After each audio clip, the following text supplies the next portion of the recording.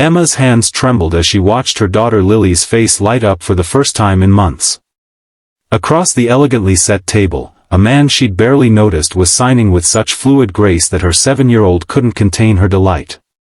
How could this Christmas dinner with her executive team have led to such an unexpected connection?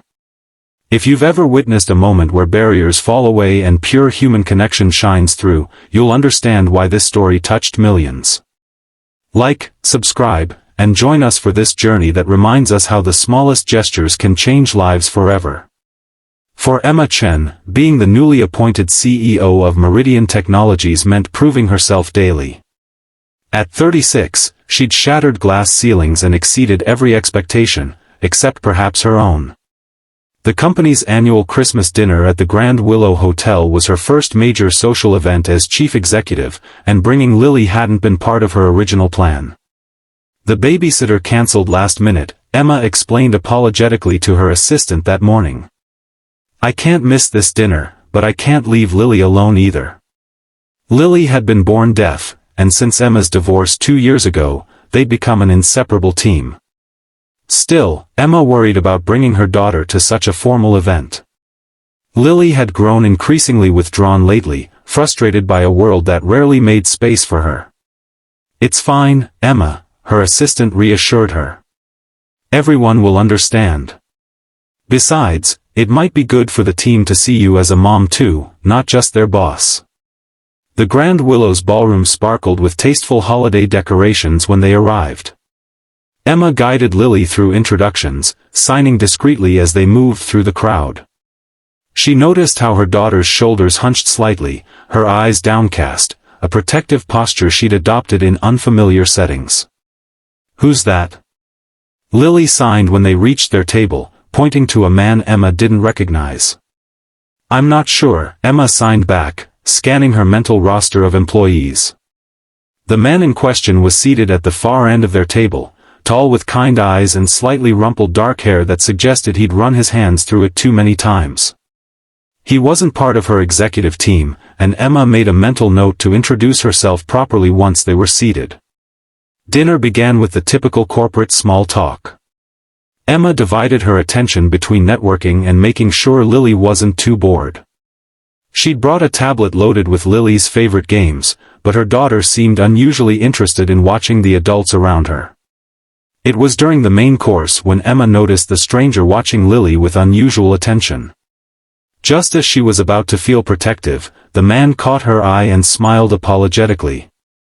Then, to her complete surprise, he signed a simple greeting to Lily. Hello. I like your sparkly dress.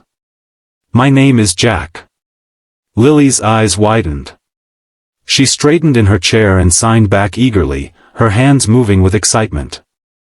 Emma watched in astonishment as a conversation unfolded between her daughter and this stranger. Lily was smiling, really smiling, for the first time in what felt like forever. I'm sorry, Jack said, turning to Emma after several minutes. I should have introduced myself. Jack Harmon. I'm from the IT department at the downtown office. I don't usually attend these events, but my team lead couldn't make it tonight. Emma Chen, she replied, still processing what she'd witnessed. How do you know sign language so well? Jack's expression softened. My son, Noah, is deaf. He's 9 now. I learned when he was diagnosed as a baby. As dinner progressed, Emma learned that Jack was a single father too. His wife had left shortly after Noah's diagnosis, unable to cope with the challenges. For 5 years, he'd balanced his career in IT with raising his son alone, becoming fluent in ASL and advocating for deaf education resources within their community. It's not always easy, Jack admitted. But Noah teaches me something new every day. Across the table, Lily was now showing Jack her tablet, explaining her favorite game through animated signs. Emma hadn't seen her this engaged with an adult stranger in years. She seems wonderful, Jack said. How long has she been in mainstream school? The question caught Emma off guard. How did you know she's mainstreamed? Just some of her signing patterns, he explained. Noah was in a deaf school until last year when we switched to a mainstream program with an interpreter.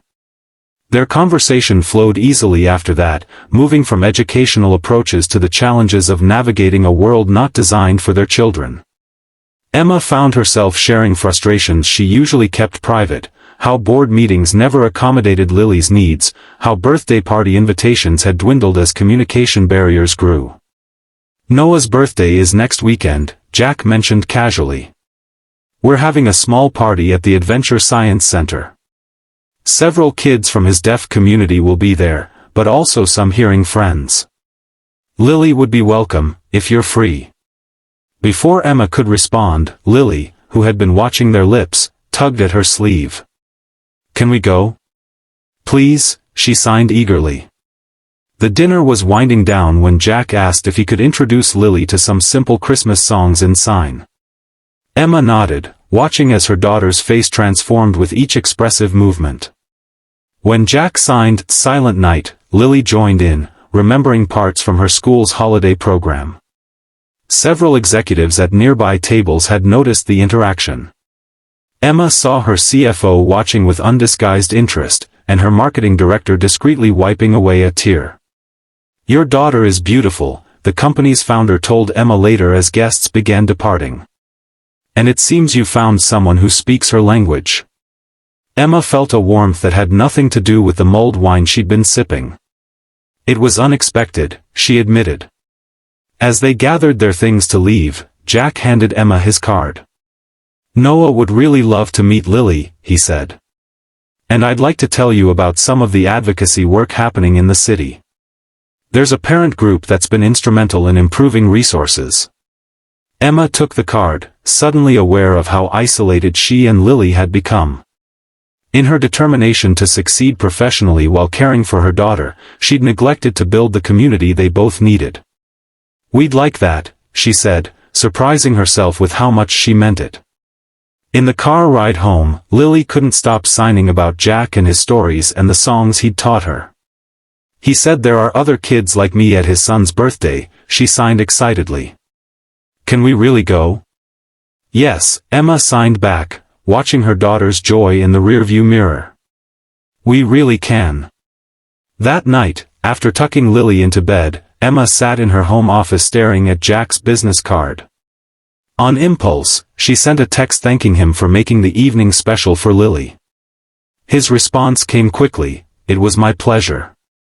Noah can't wait to meet her. And I'd like to continue our conversation too, if you're willing. Emma smiled at her phone.